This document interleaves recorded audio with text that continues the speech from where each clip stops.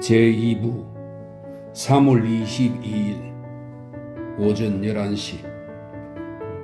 이건 안 되겠는데 페라는 생각했다. 그의 자동차는 상하이에 단 한 대밖에 없는 부하쟁이였다. 프랑스 상업회의소 회장이 미국제 자동차를 쓸 수는 없는 노릇이니까. 그는 부두를 따라 달리고 있었다.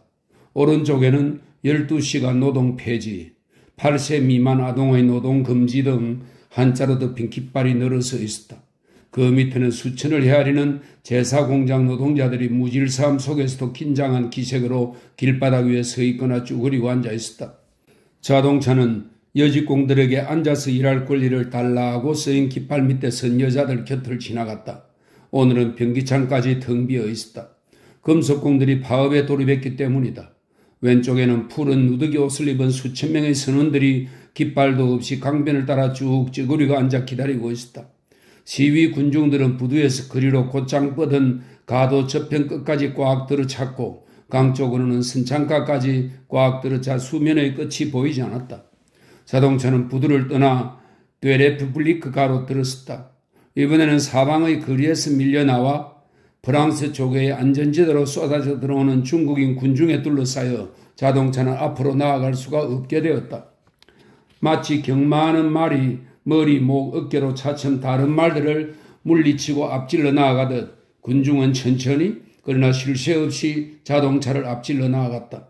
밥그릇 사이로 어린애들의 머리가 보이는 외바퀴 수레들, 베이징 달구지들, 인력거, 몸집이 작은 털복숭이 망아지들, 조그만 손수레들, 67여 명이나 실은 화물차들, 가재도구 일체를 쌓아놓은 괴상한 모양의 이불짐, 거기서 커다란 책상 다리가 비죽이 나와 있고 그 거대한 팔처럼 뻗친 책상 다리 끝에는 세 장이 매달려 있었다. 그리고 등에 어린애를 업은 조그만 여자들. 운전사는 겨우 모퉁이를 돌아 거리로 들었었다. 이쪽 길 역시 혼잡했지만 여기서는 요란한 클렉슨 소리로 자동차 앞 몇 미터 밖까지 군중을 쫓을 수가 있었다. 이었고 프랑스 보안국의 거대한 건물 앞에 다다랐다. 페랄은 거의 청계를 뛰어 올라가다시피 했다. 그는 머리를 뒤로 빗어넘기고 멋진 갈색 양복에다 회색 명주 셔츠를 입고 있었지만 얼굴에는 그가 아직 청년이었던 1900년대의 모습이 그대로 남아있었다. 그는 공업계의 거물인 채 하는 사람들을 늘 비웃었다. 그러한 자기는 외교관인 채 하고 있었는데 다만 외알 안경을 안 썼을 뿐이었다. 처진 입가의 선을 더욱 처져 보이게 하는 그의 잿빛이 된 수염이 그의 옆 얼굴에 교활하고 잔인함을 드러내 보이고 있었다. 갈고리처럼 굽은 코와 길고 뾰족한 턱이 서로 어울려 박력이 있어 보였다. 그 턱수염이 오늘 아침에는 매끈하게 깎이질 않았다. 수도국 직원들의 동맹 파업 때문에 수돗물이 나오질 않아서 쿨리가 가져온 석탄분이 많은 물을 쓴 탓으로 비누가 잘 풀리지 않았던 것이다. 그는 여러 사람들의 인사를 받으며 안으로 사라져버렸다. 보안국장 마르샬의 방 깊숙한 안쪽에서 몸집이 장대한 중국인 형사가 국장에게 이렇게 묻는 말이 들려왔다. 국장님, 이것뿐입니까? 그리고 조합을 해체하도록 힘써보란 말이야. 마르샬이 이쪽으로 등을 돌린 채 대답했다. 무엇보다도 이런 바보 같은 노름일랑 빨리 끝장을 내도록 해주게. 모두가 엉망이야. 실은 자네도 응당 파면되어야 하는데 말이야. 자네 부하 중 절반이 놈들과 내통하고 있어. 자기 정체를 감추고 있는 폭도 같은 놈들을 먹여 살리라고 내가 돈을 주고 있는 게 아니야.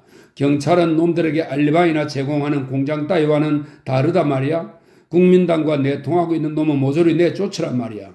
그리고 내가 다시는 이런 소리를 되풀이하지 않도록 해주게. 바보처럼 나만 쳐다보지 말고 머리를 좀 써. 내가 자네들보다 부하들의 속을 더 잘 파악하지 못했다면 꼴이 어떻게 됐겠나. 큰일 나지. 네. 그건 끝났고 그럼 알았어. 됐어. 물러가. 뭘 꾸물거리고 있는 거야? 아, 안녕하십니까 페랄씨. 그는 이쪽으로 돌아섰다. 군인다운 얼굴이었으나 어깨보다는 덜 그랬다. 수고하는 거 마르샬 어떤가? 철도를 지키기 위해서 정부는 수천 명을 동원해야만 했습니다. 아시다시피 우리 보안국 같은 경찰을 배치하지 않고서는 한 지방 전체가 들고 일어난 폭동에 대항할 수가 없으니까요. 상하이 정부가 단 하나 믿고 있는 것은 100개 러시아인 교관들이 지휘하는 장갑 열차뿐입니다. 그들은 제법 해낼 테니까요. 소수가 아직도 어리석은 다수에 대항할 수 있다는 거지. 그래, 어쨌든 좋아. 만사가 일선 전투 성과에 달렸습니다. 여기서는 폭동이 일어나고 있지만 그건 놈들이 제발로 불구덩이에 뛰어드는 셈이죠. 놈들은 거의 대부분이 무장되어 있질 않거든요. 베랄은 그저 들으며 기다리는 수밖에 없었다. 이것은 그가 제일 싫어하는 일이었다. 앵글로색슨이나 일본인 단체의 순회들, 베랄과 몇몇 영사관들이 주동이 되어 조개의 큰 호텔마다 가득 찬 여러 대표자들과의 교섭이 시작되고 있었다. 그 교섭은 아직 결말을 보지 못한 채였다. 오늘 오후에는 아마 상하이가 혁명군의 손안에 들어가게 된다면 국민당도 이번에는 민주주의냐 공산주의냐 둘 중에 하나를 택해야 할 것이다. 민주주의란 언제나 좋은 단골 손님이다. 회사는 지금까지 체결된 계약에 의지하지 않더라도 이익을 볼 수가 있다. 그러나 반대로 상하이가 소비에트화 한다면 프랑스 아시아재단은 그와 동시에 상하이에 있는 모든 프랑스 상업도 여지없이 무너질 것이다. 베랄의 생각으로는 마치 영국이 한크 위에 샜듯이 여러 강국들이 자기 나라 자유민들을 포기하고 말 것 같았다. 그의 긴박한 목표는 북벌군이 도착하기 전에 내부 봉기로서 상하이가 점령당하지 않도록 하는 것, 그리고 앞으로 절대로 공산주의자들이 혼자서 제멋대로 하지 못하도록 하는 것이었다. 마르샬, 장갑차 외에 군대가 얼마나 있나? 경관이 2천하고 보병 1개 여단이 있었죠. 떠들어대는 놈이 아니라 실제 행동을 할 수 있는 혁명가들은 얼마나 될까? 무장한 놈들은 겨우 몇백 명에 불과하고 나머지는 그리 문제 삼을 것도 못 됩니다. 여기서는 병력 의무라는 게 없으니까 놈들은 총 쏠 줄도 모르죠. 이 점을 잊지 마세요. 2월 폭동 때는 이런 작자들이 2, 3천이 되었습니다. 아마 이번에는 수가 좀 늘었겠죠. 그러나 2월 폭동 때는 아직 상하이 군벌 정부군이 붕괴되지 않고 고스란히 있었던 것이다. 그들을 따를 자가 과연 얼마나 될까요? 그러나 페랄씨, 아시다시피 이 모든 사실들을 여기서 아무리 논의해 보았자 늘 마찬가지입니다. 요는 지도자들의 심리를 알아야 합니다. 사람의 심리라는 건 저도 좀 알고 있습니다만 중국인이란 아시겠지만 그리 흔한 일은 아니었지만 페랄은 가끔 보안국장을 쳐다볼 때가 있었다. 그럴 때는 바로 지금 이 순간과 같은 눈초리로 그를 바라보는 것이다. 그리고 그 눈초리만으로도 국장은 꼼짝없이 입을 다물고 잠잠해지곤 했다. 그것은 멸시나 신경질을 나타낸다기보다는 차라리 비판적인 눈초리였다. 페랄은 비록 아직도 할 말이 많은가 하고 딱딱하고 기계적인 말투로 말하지는 않았지만 눈초리에서는 그러한 표정을 역력히 드러내고 있었다. 마르샬이 자기 부하 형사들에게서 얻은 정보를 마치 자기의 예민한 통찰력으로 알아낸 듯이 말하는 것을 참을 수가 없었던 것이다. 만약 마르샬이 감히 말을 계속했더라면 대뜸 그래서 그게 도대체 어떻단 말이지? 하고 반격했을 것이다. 마르샬은 페랄 앞에서는 꼼짝 못했다. 그리고 페랄과의 관계도 절대 복종할 수밖에 없는 상하서열로 유지되고 있었다. 본국에서의 권위도 자기보다는 월등히 높은 사람이었다.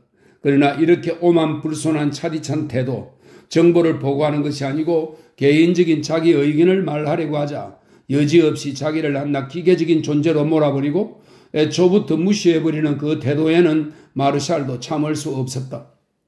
언젠가 이곳에 파견되어 온 대의원들이 페랄에 관한 얘기를 그에게 들려준 일이 있었다. 그것은 페랄이 아직 실각하기 전에 의회의 분과위원회에서 하던 운동에 관한 것이었다. 그 이야기에 의하면 페랄은 자기 연설에 명쾌함과 힘을 주는 그 특징을 의회에서 너무도 지나치게 사용했기 때문에 동료들은 날이 갈수록 점점 더 그를 싫어하게 됐다는 것이다. 그는 남의 존재를 무시하는 독특한 재능을 가지고 있었다. 조레스나 브리안 같은 능란한 정치가는 대의원들이 대개 가지고 있지 못한 개인적인 생명을 마치 가지고 있는 듯이 취급해 주었다. 그들 한 사람 한 사람에게 협력을 구하고 있는 듯한 착각을 주었으며 그들 한 사람을 설복하려는 듯한 인상을 주었다. 즉 인간에 대한 같은 경험이 그들을 한데 결합시킬 수 있는 일종의 공모로 그들을 이끌어 넣는 재능이 있었다. 그런데 이와 반대로 페랄은 조직적이고 치밀하게 여러 사실을 모아 딱 잘라 결론을 내리곤 했다. 이러한 여러 조직의 직면에서는 여러분, 그런 일은 명백히 어리석은 일입니다 하는 식이었다. 그는 마구 남을 강제하든지 아니면 돈으로 매수하는 것이었다. 그 버릇은 여기서도 여전하다고 마르샤는 생각했다. 그럼 한크우는 어떤가? 이때 페랄이 물었다. 어젯밤 정보를 받았습니다만 22만 명의 실업자가 있는 모양입니다. 그만하면 또 하나의 새로운 혁명군을 만들 수 있을 테죠. 페랄이 관리하고 있는 새 회사의 화물이 벌써 몇 주일 전부터 화로운 부두에서 그대로 썩고 있었다. 노무자들이 운반을 거부했기 때문이다.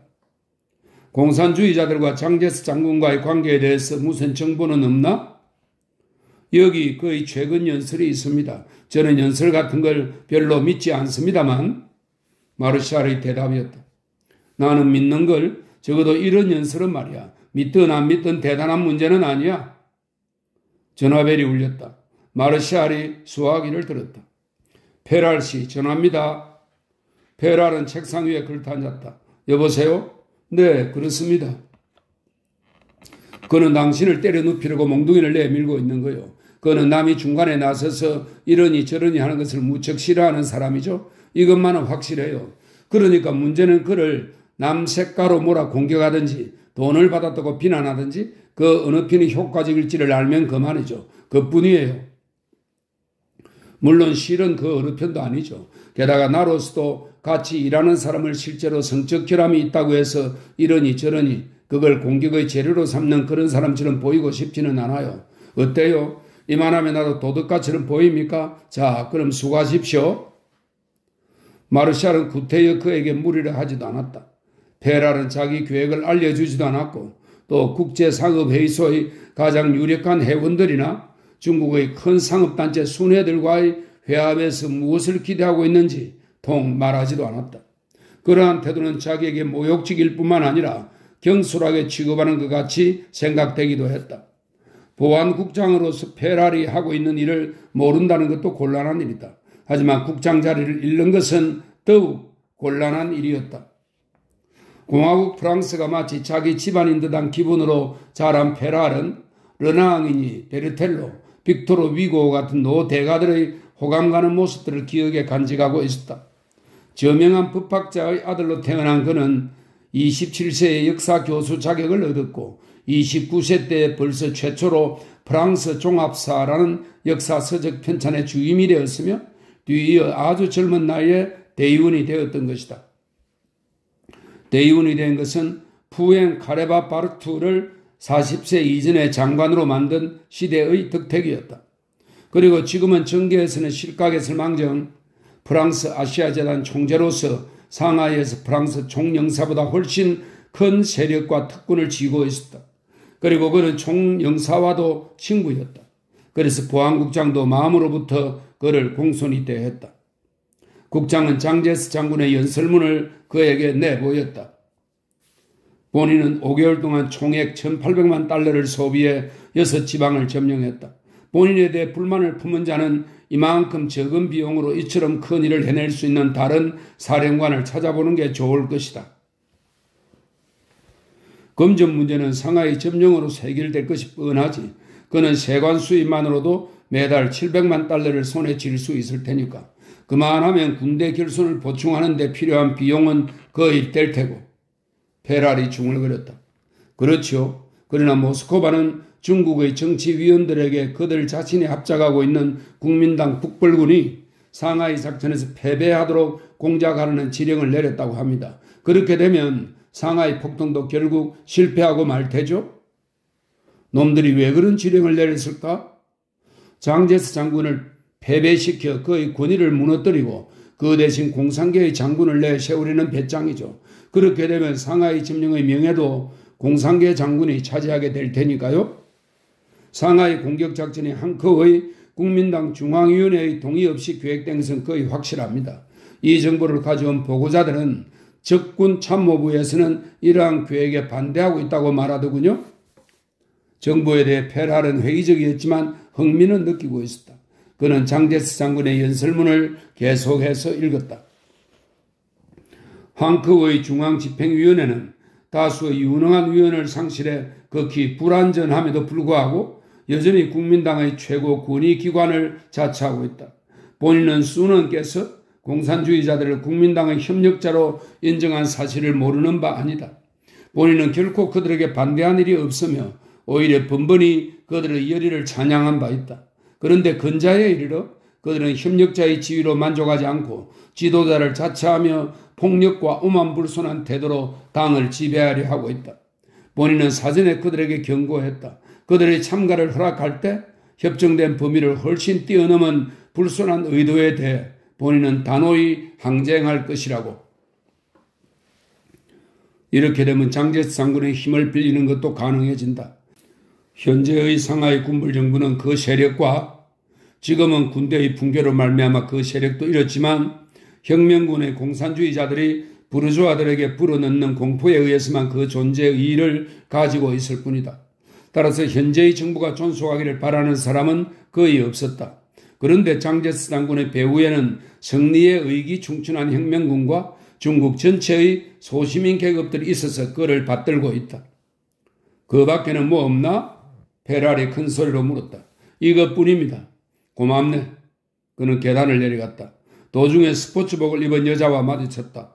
밤색 머리에 표정 없는 아름다운 얼굴이 흡사 미네르바 여신을 방불케 하는 여자였다. 때때로 마르샬의 정부 노릇을 한다는 소문이 있는 여자로 코카서스 태생의 러시아 여자였다. 너가 사내하고 같이 잘 때 어떤 표정인지 좀 보고 싶구나. 문득 이런 생각이 머리를 스쳤다. 부인, 실례합니다. 페랄은 가볍게 인사하며 여자 옆을 지나 차에 올랐다. 이번에는 자동차가 밀려오는 군중을 헤치고 거슬러 올라가기 시작했다. 클렉슨을 아무리 요란스럽게 울려대도 소용이 없었다. 이동해가는 군중의 힘 앞에서는 무력하기 이를 데 없었다. 아득한 옛날처럼 침략자들이 쳐들어올 때마다 중국 백성들이 때를 지어 밀려가고 밀려내리는 이 소동 앞에서 클렉슨 따위는 도무지 문제가 되지 않았다. 흔들리는 목도체 양끝에 댕그렁하니 물건을 매달아 저울 때처럼 어깨에 메고 가는 소상인들, 달구지며 당나라 황제들에게나 어울릴 가마들, 불구자들, 바구니들, 불안한 나머지 모두 자동차 안을 빤히 들여다보고 있었다. 페랄은 그 숱한 눈들과 마주치며 헤쳐나가고 있었다. 아무렴 이미 금이 갈 대로가 내 생명이 와르르 무너져야 할 것이라면 차라리 이 자동차 창문으로 다가와서 부딪히고 나는 이런 미친듯한 절망과 소란 속에서 무너지려무나?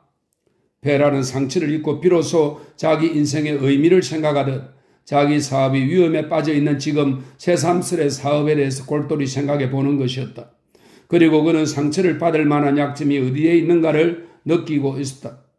이번 싸움이 벌어진 이곳도 자기가 택해서 온 것은 아니다. 자기가 주력을 기울이던 인도 차이나의 제품들의 새로운 시장을 개척하기 위해 부득이 중국 사회까지 손을 뻗치지 않을 수 없었다. 그는 여기서 가만히 때를 기다리는 수동적인 승부를 하고 있었으나 사실은 프랑스 본국에 다시 진출할 기회를 노리고 있었다. 그리고 이제 더 이상 기다리고만 있을 수는 없었다. 페랄의 큰 약점은 그를 뒷받침해주는 국가의 권력이 없다는 점이었다. 그렇게 큰 사업이 발전하려면 아무래도 정부의 힘이 필요했다. 그가 젊었을 때, 즉 아직 의회에 있을 때에는 프랑스 정부의 전기 재료를 제작하는 전력 전기 회사의 사장을 지냈고 그 다음에는 부에노스아이레스 항만 재건 공사를 맡아 일했다. 이렇듯 그는 늘 정부를 상대로 일해왔다. 수수료를 거절하고 정부의 주문을 받는 거만한 청렴함을 지니고 있던 그는 정계에서 실패한 후에 필요한 정치 자금을 아시아 식민지에서 얻을 것을 기대하고 있었다. 또 한 번 같은 도박을 하려는 게 아니라 아예 도박의 법칙을 바꾸려는 것이었다. 페랄은 형의 개인적인 세력을 빌려 이 설명입니다. 형은 정부 자금국 국장이라는 그의 지위보다 훨씬 유력한 지위에 있었다. 페랄은 형의 개인적인 세력을 빌려 프랑스의 강력한 재단중앙 거물로서의 지위를 여전히 지키면서도 인도 차이나 정부가 4억 프랑의 토목 사업을 자기에게 맡기는 것을 승인하도록 했다.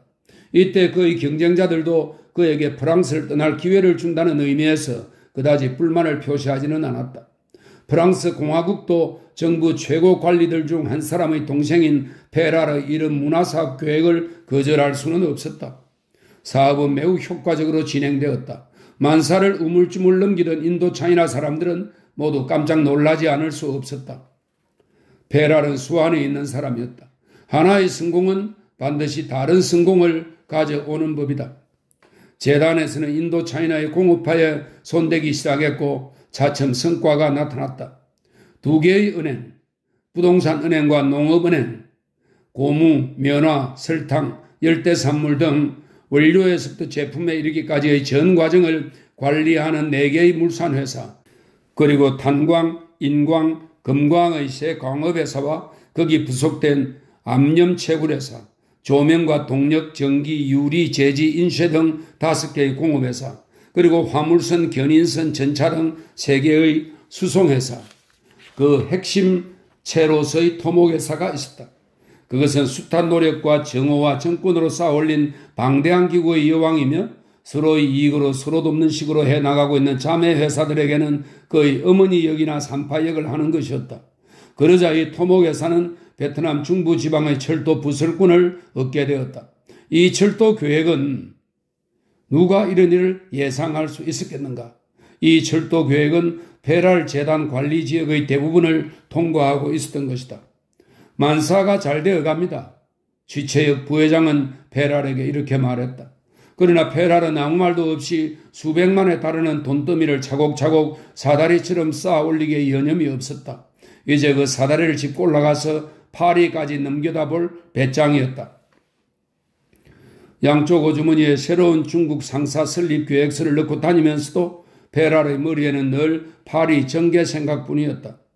아바스 통신사를 매수하든지 아니면 그 통신사와 특약을 맺을 만한 재력을 마련해서 프랑스로 돌아갈 것, 다시 정계에 진출할 것, 그리고 거취를 신중히 정부 내의 유력한 지위를 차지한 연후에 정부와 매수한 여론을 한데 합쳐서 의회와 대결할 것.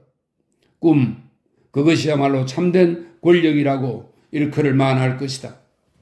그러나 지금은 그런 꿈이 문제가 아니었다. 인도 차이나에서의 기업의 신속한 발전은 페랄 재단을 양쯔강 유역의 상업 침투전 속으로 송두리째 휘몰아 넣고 말았다. 장제스는 혁명군을 거느리고 상하이를 향해 진군해 오고 있고 지금 눈앞에는 차츰 늘어가는 군중이 그의 자동차 창문으로 점점 더 빽빽하게 다가오고 있었다. 프랑스 아시아재단의 중국 내에 소유 또는 관리하고 있는 회사로서 손해를 입지 않은 것은 하나도 없었다.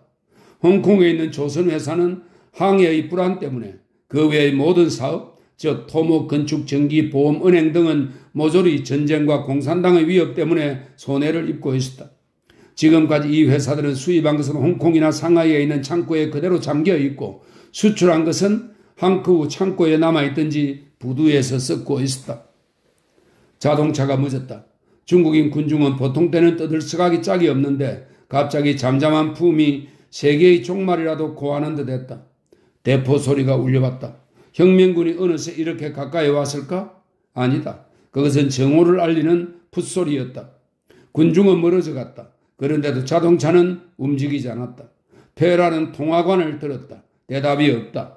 운전사도 하인도 이미 자취를 감추고 없었다. 그는 움직이지 않는 자동차 안에 꼼짝 않고 멍청히 앉아 있었다. 군중들은 그 주위를 너릿너릿 걸어가고 있었다. 바로 앞에 내다보이는 가게 주인이 커다란 문짝을 메고 나오더니 휙 돌아섰다. 하마터면 자동차 유리가 부서질 뻔했다. 가게 문을 닫는 판이었다. 좌우 정면 어느 가게 할 것 없이 모두 상인이나 직공들이 한자가 가득 쓰인 문짝을 메고 나왔다. 총 파업이 시작된 것이다. 이번에는 홍콩의 파업대와는 딴판이었다. 홍콩 때처럼 천천히 시작에 비장하고 침울하게 돌입하는 게 아니라 흡사 군대의 기동적인 동작 같았다. 눈이 닿는 범위에서 문을 열어놓은 가게는 하나도 없었다. 그는 될 수 있는 대로 빨리 떠나야 했다. 자동차에서 내려 인력거를 불렀다. 그러나 인력거꾼은 대답도 없었다. 그는 내버린 자동차와 자기 혼자밖에 남지 않은 보도 위를 달려갔다. 자식들, 기관총이 무서운 게지? 페라는 생각했다. 아이들은 놀이를 걷어치우고 길거리를 분주히 지나가는 혼잡한 사람들의 다리 사이로 줄다름질 치고 있었다. 마치 곤충들이 가득 찬 숲속의 정막처럼 멀리 떨어진 듯 하면서도 바로 곁에 있는 듯이 느껴지는 숱한 생명으로 가득 찬 침묵. 순장함의 사이렌이 울려오더니 천천히 사라졌다. 페랄은 두 손을 호주머니에 넣은 채 턱과 어깨를 잔뜩 내밀고 자기 집을 향해 총총히 걸었다. 두 개의 사이렌이 한꺼번에 다시 울려왔다. 방금 꺼졌던 사이렌 소리는 한 옥타브 더 높은 소리여서 흡사히 정적 속에 숨어있는 어떤 거대한 짐승들이 자기의 접근을 예고하는 듯 했다. 온 거리가 적을 기다리며 노리고 있는 것이다. 오후 1시. 5분 전 첸이 알렸다. 그의 대원들은 대기하고 있었다. 그들은 모두 푸른 작업복을 입은 방직공이었다. 첸도 그들과 같은 옷을 입었다. 모두 깨끗이 면도를 했다. 다 같이 여윈 얼굴이었으나 온몸에서 힘이 넘쳐 흐르는 듯이 보였다. 첸이 선택하기 전에 이미 죽음이 그들을 선택했던 것이다. 그중 2명이 총구를 땅으로 향한 채 총을 옆에 끼고 있었다. 7명은 산둥어에서 빼앗아온 권총을 들고 있었다. 1명은 수류탄을 손에 들고 나머지 몇천 호주머니 속에 감추고 있었다. 약 30명이 저마다 칼이나 곤봉이나 총금 따위를 쥐고 있었다. 8, 9명은 아무 무기도 없이 잔뜩 쌓아놓은 누더기와 석유통 그리고 둘둘 말린 철조망 곁에 쭈그리고 앉아 있었다. 한 청년이 마치 씨앗이라도 가려내듯 자루 속에서 대가리가 넓적한 왕못을 꺼내어 들여다보며 중얼거렸다. 이건 정말 말 발굽 편자보다 큰걸. 기적의 광장, 설명입니다. 중세 파리에 있던 거지 깡패들의 광장입니다. 기적의 광장을 방불케 하는 광경이었지만 실은 한결같은 정오와 결의로 뭉친 군중이었다. 첸은 그들의 동지가 아니었다. 살인을 했고 지금 여기에 참석하기는 했지만 그래도 그들의 동지가 아니었다. 만약 오늘 죽는다면 그는 외톨이로 죽어갈 것이다. 이 동지들에게는 모든 것이 간단했다. 그들은 자기 빵과 인간으로서의 존엄성을 쟁취하기 위해 전진하는 것이다. 그런데 자기는 그들의 고통 그리고 그들과 같은 투쟁을 겪었다는 점을 제하고는 그들과 어떻게 말을 해야 할지조차 모르고 있었다. 그러나 그들과 자기를 무엇보다 강하게 한데 묶어주는 것이 투쟁이라는 것만은 잘 알고 있었다. 그리고 그 투쟁이 지금 눈앞에 전개되리는 것이다. 그들은 자루를 걸머쥐고 석유통은 손에 들고 철사는 옆에 끼고 일었었다. 비는 아직 오지 않았다. 이제 일어나려는 일을 어떤 본능적인 감각으로 예감하기라도 한 듯이 개 한 마리가 2번 껑충 뛰어 거리를 가로질렀다. 그 텅 빈 거리의 침울한 분위기는 지금 거리를 내리덮는 침묵처럼 한없이 깊었다. 가까운 거리에서 총성이 5방 울렸다. 3방이 한꺼번에 그리고 한 방, 그 다음에 또 한 방. 자, 시작이다. 첸이 말했다. 다시 침묵이 내리덮였다. 그러나 얼마 전의 침묵과는 어딘가 다른 것 같았다. 그러자 다급한 말 발굽 소리가 차츰 가까이 다가오며 거리의 정막을 깨뜨렸다. 마치 천둥이 길게 꼬리를 끄며 울리고 난 뒤 벼락이 내리치며 일직선으로 하늘을 찢어 헤치듯이 갑자기 온 거리가 소란스러워졌다. 그러나 그들의 눈에는 여전히 아무것도 보이지 않았다. 한 대 뒤섞인 고함 소리, 총소리, 성난말의 울음소리, 구당탕 떨어지는 소리. 이었고 그 소동이 차츰 가라앉으며 숨막힐 듯한 정막이 다시 내리덮일 무렵 난데없이 죽어가는 개가 울부짖는 듯한 비명이 들리더니 뚝 그쳤다. 목이 쫄려 죽은 어느 사내의 마지막 비명. 그들은 다른 박질을 쳐서 가장 중요한 거리에 다다랐다. 가게 문은 모두 꼭꼭 닫혀 있었다. 땅 위에는 시체 셋이 나뒹굴고 있었다.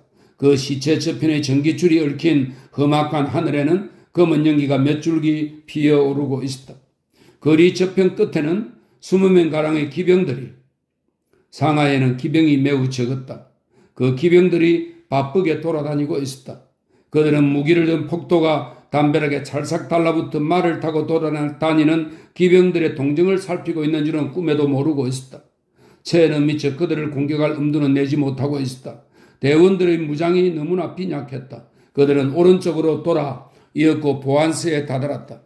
보초를 섰던 경관들도 순순히 첸의 뒤를 따라 안으로 들어갔다. 경관들은 화투를 치고 있었다. 소총과 모제르 권총들은 총가에 걸린 채였다. 그들을 지휘하고 있던 하사관이 창문을 열고 어두운 뜰을 향해 고함을 질렀다. 내 말을 듣는 여러분, 여러분은 우리가 억울하게 폭력에 희생되었다는 것을 똑똑히 보았소. 보다시피 우리는 어쩔 수 없이 폭력에 굴복하게 된 것이요. 그는 창문을 닫으려 했다. 체인이 그 손을 멈추게 하고 내다보았다. 뜰에는 아무도 없었다. 그러나 이것으로 하사관의 체면은 선 것이다. 하사관은 극적인 대사를 제법 알맞은 시기를 잡아 토한 셈이었다. 체인은 자기 나라 사람들의 기질을 잘 알고 있었다. 그자가 이런 배역을 맡아 하는 이상 적극적으로 위험한 행동을 하지는 않을 것이다. 체인은 자기 대원들에게 무기를 내주었다. 이래하여 대원들은 이번에는 모두 무기를 얻어가지고 그곳을 떠났다. 이미 무장을 해제해버린 작은 보안소를 점령하고 있는 것은 무익한 일이었다. 경관들은 주저하고 있더니 그중 3명이 불뚝 일어나 그들의 뒤를 따르겠다고 했다. 아마 이 틈에 끼어 약탈이라도 하고 싶어서 그러는지도 모르지. 체는 간신히 그들을 떼어놓았다. 다른 경관들은 화투장을 모아 다시 노름을 시작했다. 그들이 이기면 이달 월급은 받게 되겠지? 그중 한 명이 입을 열었다. 그럴 테지. 하사관이 대답하고는 다시 화투장을 돌렸다. 그렇지만 그들이 지면 우리는 부역자로 몰리지 않을까? 어쩔 수가 없지 않았나? 우리는 폭력에 굴복한 거야. 우리가 그들에게 부역하지 않았다는 건 우리들이 모두 정인인데 뭘? 그들은 생각에 잠긴 거위처럼 목을 움츠리고 궁리했다. 우리에겐 아무 책임도 없어. 그중 하나가 불쑥 입을 열었다. 모두 그 말에 동의했다. 그러면서도 그들은 일어나서 노름을 계속하려고 근처 가게로 갔다. 가게 주인도 감히 그들을 내쫓지는 못했다. 부안서 한복판에는 제복만이 한 무더기 남아 있었다. 기뻐하면서 그래도 주의를 게을리하지 않고 체는 시가 중심지의 어느 보안소로 향했다. 만사가 잘 되어 가는군. 체는 이런 생각을 하며 걷고 있었다.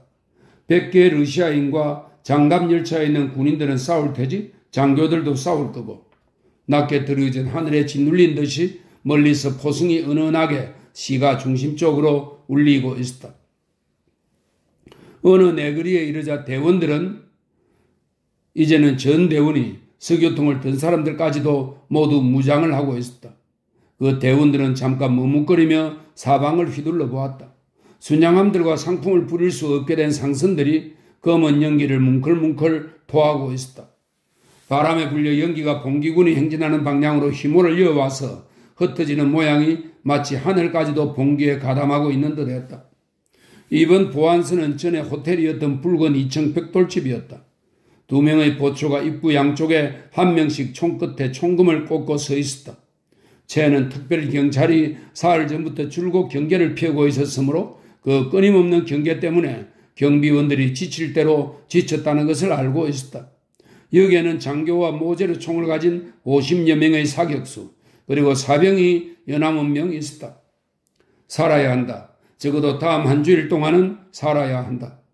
체는 거리 한 모퉁이에 멈춰 서 있었다.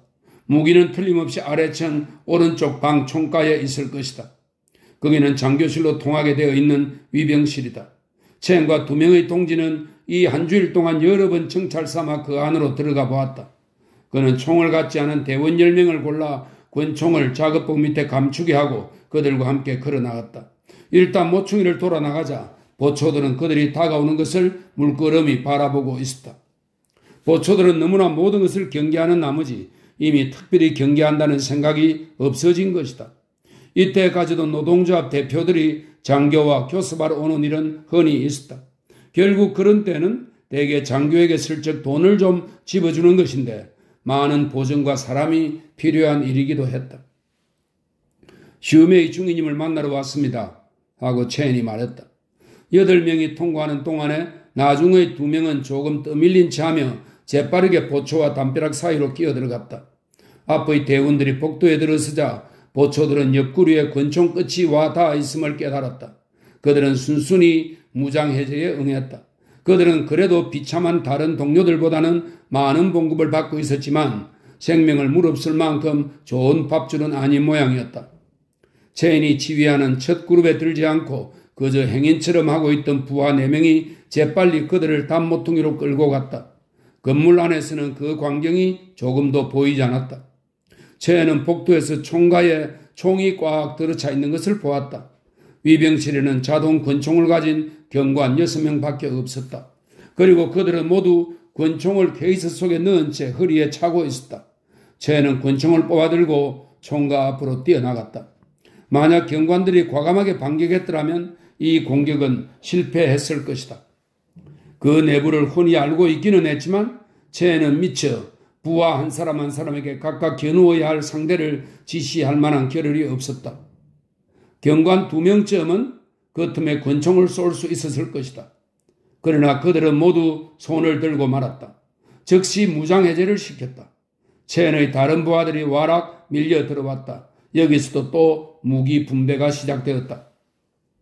이 순간에도 시내에 있는 200개나 되는 공격대가 우리와 똑같은 행동을 하고 있을 텐데 그들이 모두 우리처럼 운이 좋다면 최는 이런 생각을 했다. 그가 3자루째 총을 집어들자 계단 쪽에서 요란스러운 발소리가 들려왔다. 누군가가 뛰어 올라오고 있었다. 그는 위병실 밖으로 나가보았다. 그가 문을 나서는 순간 2층에서 총알이 한 발 날아왔다. 계단에는 벌써 사람 그림자도 보이지 않았다. 장교 한 명이 2층에서 내려오다가 폭도들을 보고 한 방 쏘고는 곧 다시 청계참으로 뛰어 올라가 버린 것이었다. 바야흐로 전투는 시작되려 하고 있었다. 2층 청계참 한가운데 있는 문에서는 계단 전부를 내려다 볼 수 있었다. 동양식으로 대변인을 보내서 담판해 볼까? 최는 자기가 아직 지니고 있는 모든 중국적인 양식을 싫어했다. 그럼 공격을 감행해 이 계단을 점령할까? 경관들은 틀림없이 수류탄을 들고 있을 것이다.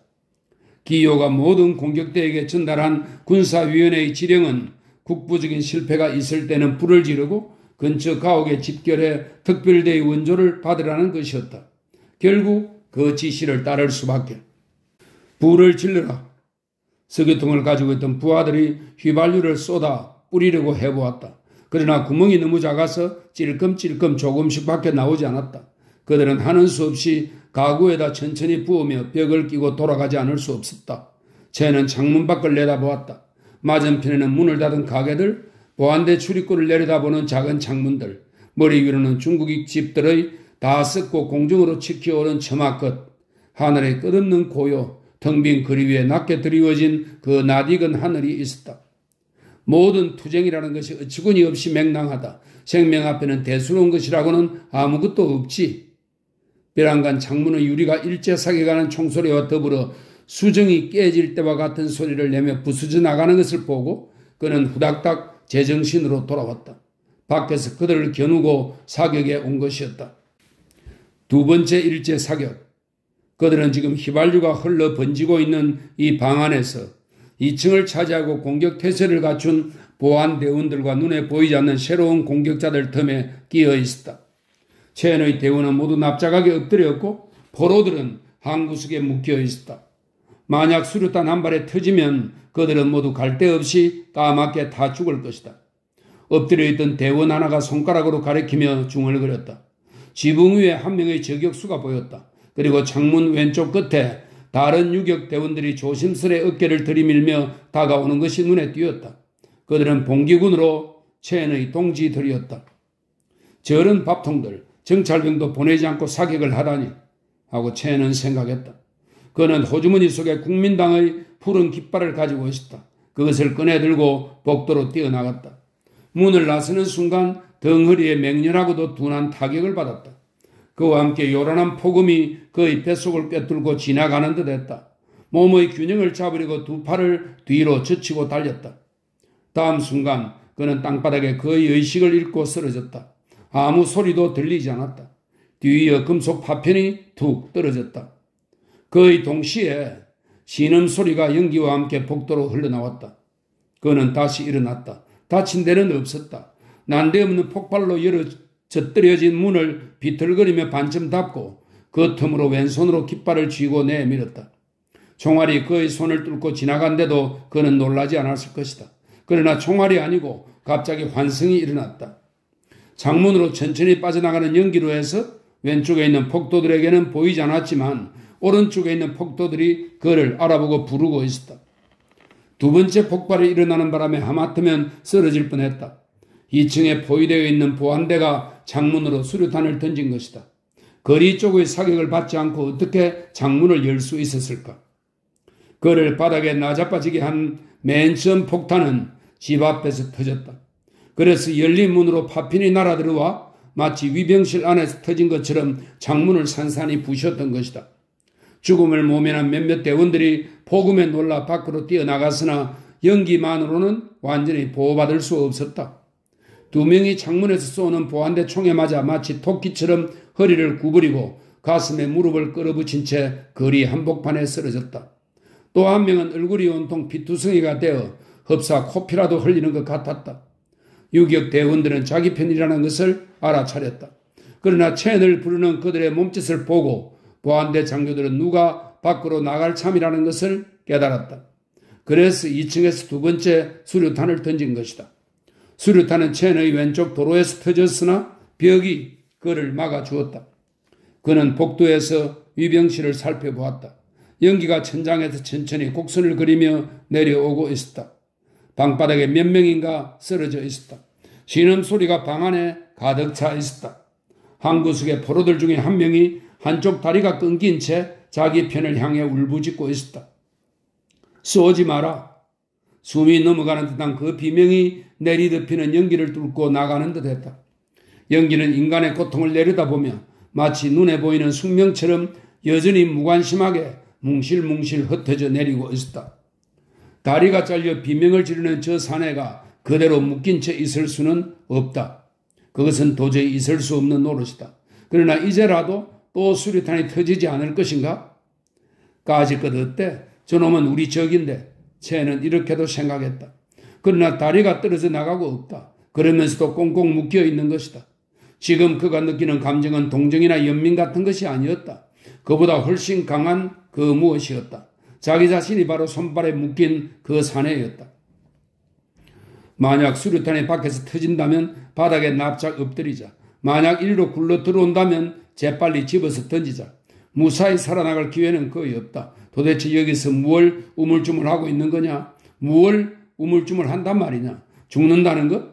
그것은 그리 대단한 일이 아니다. 이 안타까운 불안은 배에 부상을 당한다는 생각 때문이다. 그러나 그것도 저 손발을 묶인 채 지독한 고통을 받고 있는 생명을 보는 것보다는 그래도 덜한 것이다. 고통 속에 허우적거리는 인간의 무력함을 보는 것보다는 나은 것이다. 그는 사내에게로 다가갔다. 밧줄을 끊으려고 단도를 손에 들고 다가갔다. 포로는 자기를 죽이러 오는 줄로만 알고 더욱 큰 소리로 고함을 질렀다. 그러나 그의 목소리는 차츰 약해지고 마침내 그저 씩씩거리는 소리뿐이었다.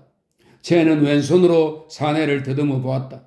검붉은 피가 끈적끈적하게 묻은 옷이 손에 철썩철썩 달라붙었다. 그러면서도 한편 부서진 창문에서 눈을 뗄 수가 없었다. 그곳으로 수류탄이 막 날아 들어올 것만 같았다. 겨우 밧줄이 손끝에 닿았다. 단도를 그 밑으로 들이밀고 뚝 끊었다. 사내는 소리를 더 지르지도 않았다. 그는 죽었거나 아니면 기절한 모양이었다. 쟤는 여전히 깨진 창문에서 시선을 떼지 못한 채 다시 복도로 나왔다. 주위의 냄새가 변한 것에 그는 몹시 놀랐다. 마치 지금에야 겨우 귀가 들리기 시작한 것처럼 부상자들의 신음소리도 어느덧 비명으로 바뀐 것을 깨달았다. 방 안에선 휘발유에 젖은 나무 조각들이 수류탄 폭발로 불이 붙어 타고 있었다.